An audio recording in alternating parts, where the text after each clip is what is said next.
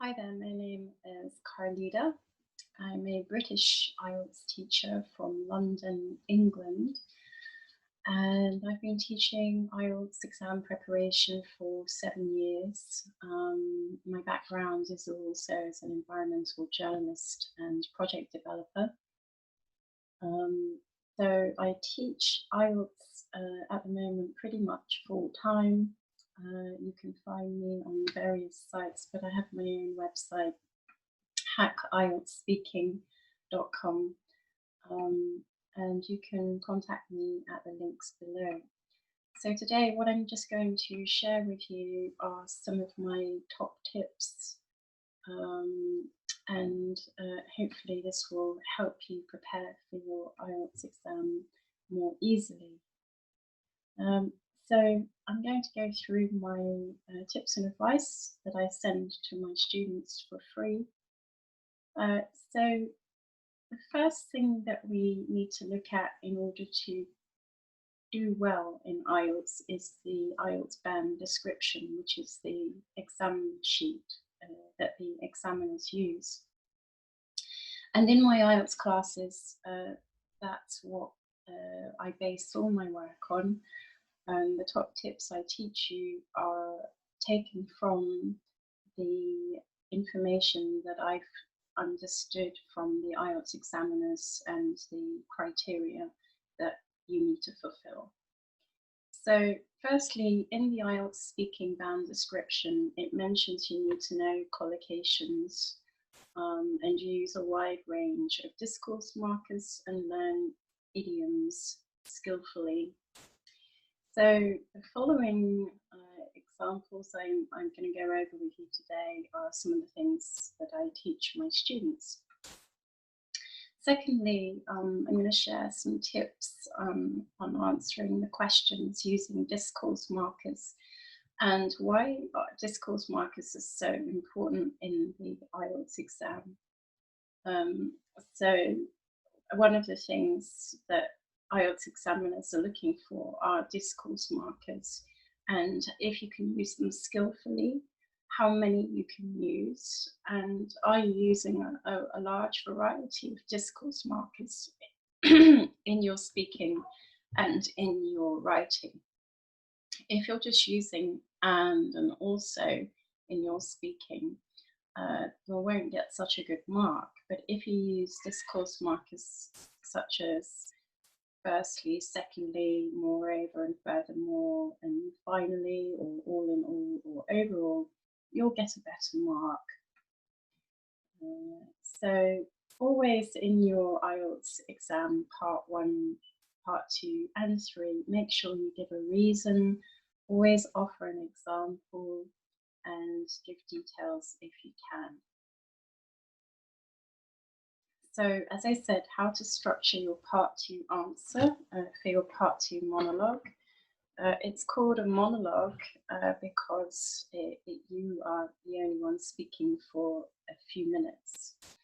So as well as calling it your part 2 answer, we call it your part 2 monologue. So as I said to you before, the IELTS examiners are listening out to see how many discourse markers you use in your speaking, part 1 and part 2 and 3, but especially in your part 2. So when you introduce your monologue, you want to structure it like this. So you can either say, I want to talk about, I'm going to talk about, or I'm going to describe. If you're stuck for how to start your monologue, these are some good phrases you can use to begin. Then, after you've introduced what you want to talk about, you can start using discourse markers to link your sentences together. So you'll say firstly, and then you'll give your reason and example. Secondly, your next reason and example. Moreover, further information. Furthermore, again, more information. And then finally, or all in all, or overall. So you can easily remember this by using your hand as an example. So I say to my students, introduction, that's your thumb. I want to talk about, I'm going to talk about, I'm going to describe. Firstly, first reason. Secondly, moreover, furthermore, and finally. So that's how you can remember these 6 points to structure your monologue. So I will reiterate again, this is an example of discourse markers that we use for many areas of speaking to add information to sequence events, to show similarities, to contrast, to emphasize, to show cause and effect, to conclude, and to illustrate. So the IELTS examiners are listening out for discourse markers in your speaking, which they use to measure for how broad or how limited your vocabulary is. If you don't use many discourse markers and overuse the same ones, such as and also, you won't get a good mark. If you use a lot of discourse markers throughout your Part 2 answers, such as firstly, secondly, moreover, furthermore, and so on, you will get a better mark. So try and remember to use discourse markers in your speaking. It's crucially important. Moreover, you want to aim to use at least 4 discourse markers from each of these boxes in your general English speaking every day if you want to achieve a 6.5 or more. So try and aim to use at least 4 from each of these boxes. I usually go through each box with my students and ask them, which of these discourse markers do you use or do you know? And if you don't know some of them, then you want to make it part of your revision to practice using that discourse marker in your speaking and in your writing.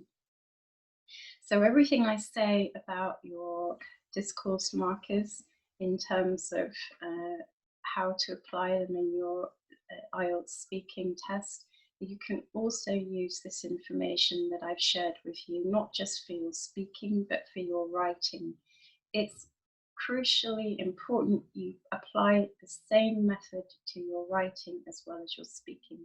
The IELTS examiners, again, are looking to see how many you use in your essays, Part 1 and Part 2. So with your first essay, you're going to mostly use sequencing discourse markers and to add information, because you're going to be talking about pie charts or graphs or figures and comparing and contrasting those. So you can also use comparing and contrasting discourse markers as well as to sequence events. So you can say whereas, conversely, on the one hand, on the other hand, or however, and then you can show similarities if you have figures and data that show similar trends. So use discourse markers to sequence events, to contrast, to compare, to show similarities, to add information, and to conclude. So that's for your writing as well as your speaking, and the same techniques apply to your second essay where you're just giving your own opinion.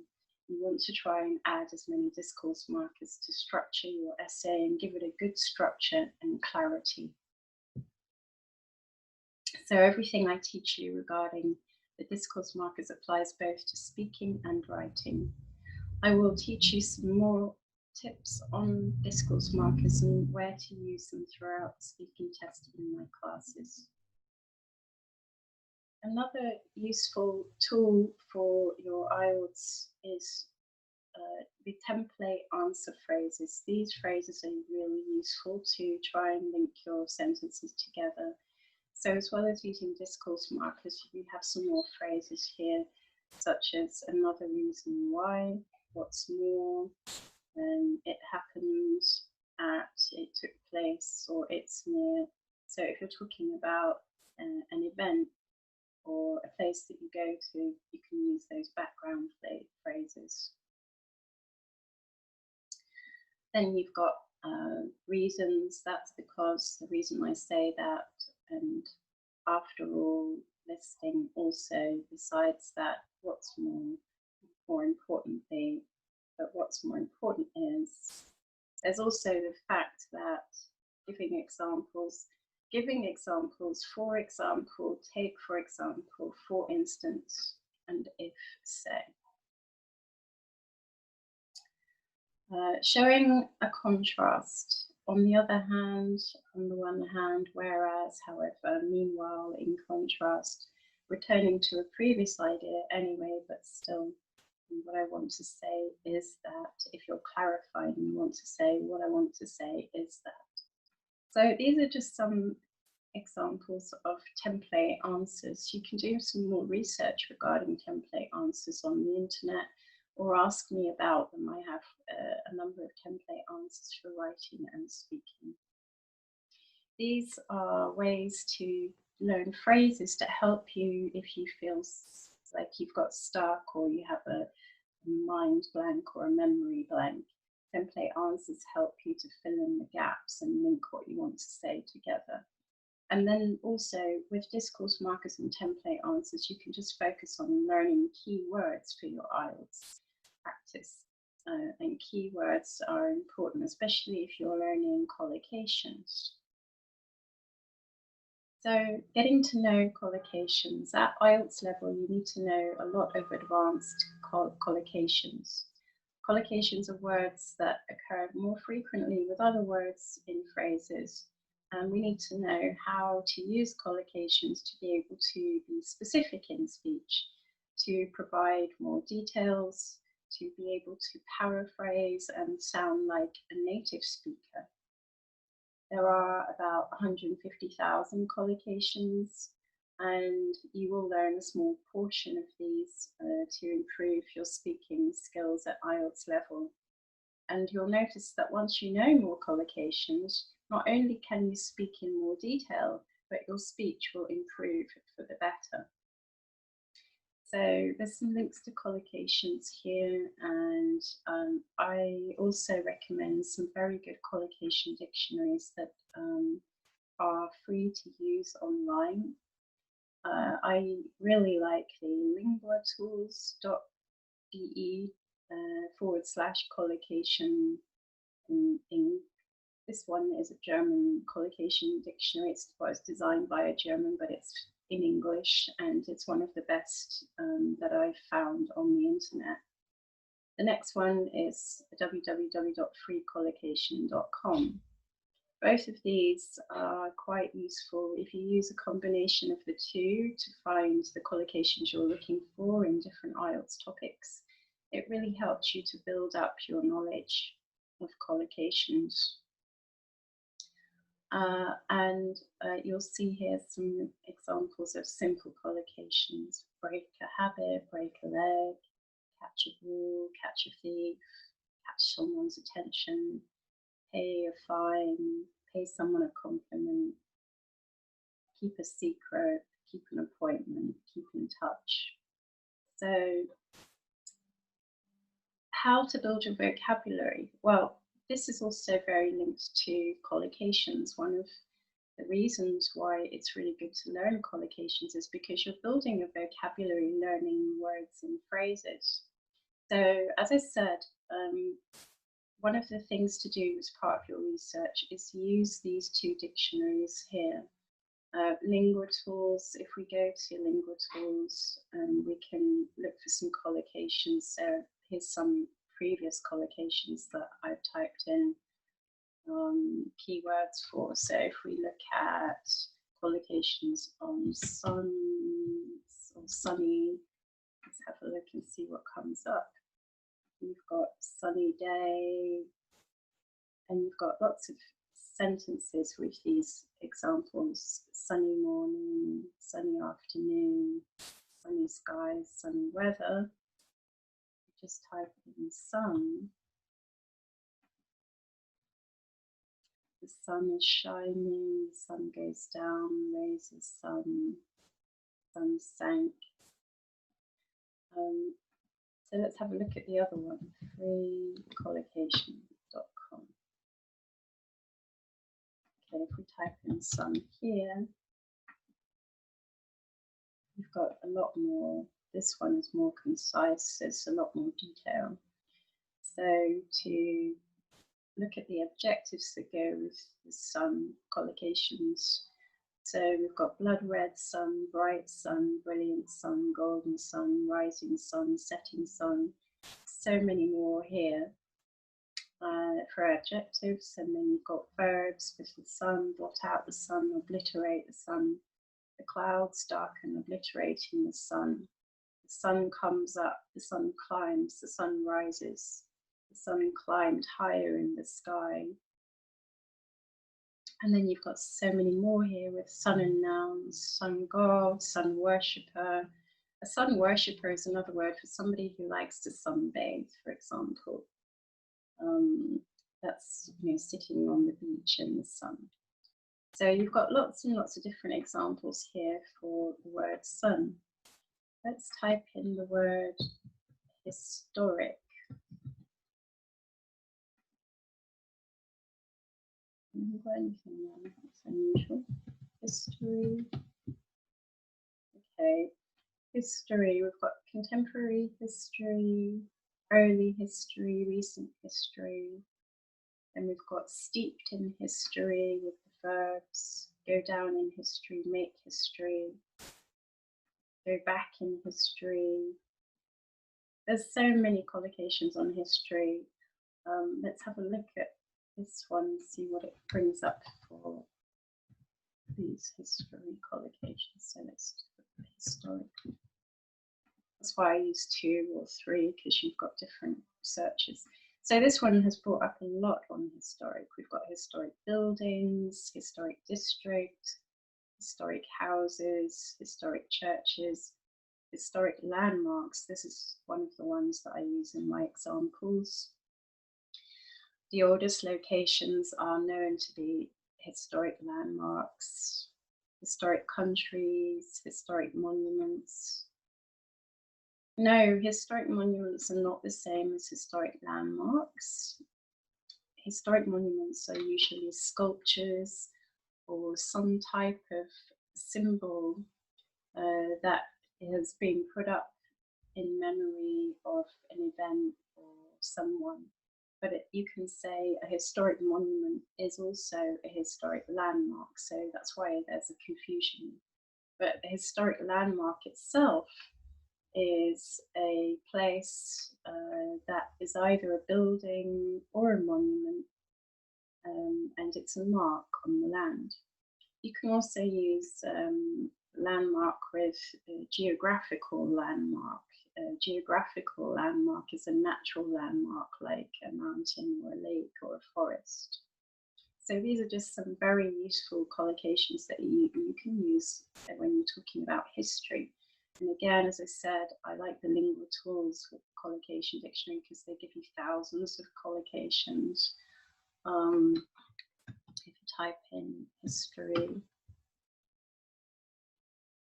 again, you've got a lot of collocations you can talk about history for. If we type in snow, we can talk about different types of snow. Heavy snow, snowflakes, the snow is falling, inches of snow, flurry of snow. So collocations are extremely useful because they help us speak in detail about different IELTS topics. And one of the things you want to do is make a list of IELTS topics from IELTS questions that you see in different websites, perhaps IELTS topics that you don't feel very confident with, and then type in keywords from the questions into these collocation dictionaries, either this one or this one. And once you've got some of the examples that they've generated, you want to go through these and choose your examples. You can then make a mind map for your, hold on a moment, let me just go to my,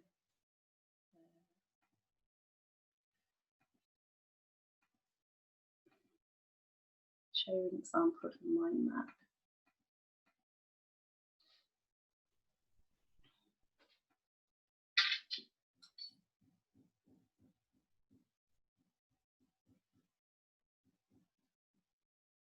Okay, so once you've been playing around with the collocation dictionaries, as I've shown you, create a mind map like this. You can create these for free on Word or using any free mind map software. And they're really useful because they give you a visual aid to remember the words, and you can write the collocations in some of the branches here. So you've got impact on environment. We've done a mind map for the environment. We've got collocations here to talk about different environmental issues. So we've got ozone layer, toxic waste, endangered species, natural resources, fossil fuels, genetically modified, organic farming, and solar power. So you'll see some verbs in the mind map as well to help you with keywords when you're talking about a topic. You need to have verbs, and you can have adjectives and some other phrases and descriptions here. So you've got more collocations: intensive farming, overpopulation, exhaust gases, illegal dumping. So the two words you see together, pairs of words, those are more collocations. But you want to just add the phrases and everything that you come across that you think, oh, I can use this word or I can use this phrase to talk about this topic, and then put it on your mind map and make the same type of mind map, but not only for environment, but history, family, weather, travel, everything. So you've got all your keywords in one place. And if you do it that way, it stops the waste of time that you spend writing pages and pages of writing just to remember new words. It's a much more efficient method of revision. So study your IELTS questions and identify keywords from the questions.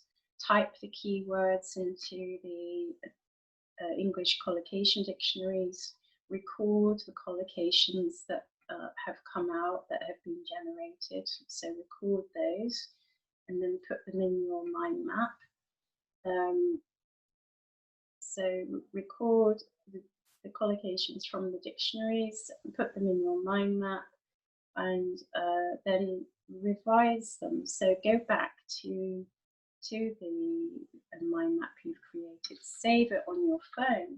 Save this mind map on your phone, and when you're traveling or waiting for something, you can just click through the different mind maps you've made, and you'll remember the collocations much more easily than if you were to look at pages and pages of writing. You know, do you really want to read pages of writing? No, you don't.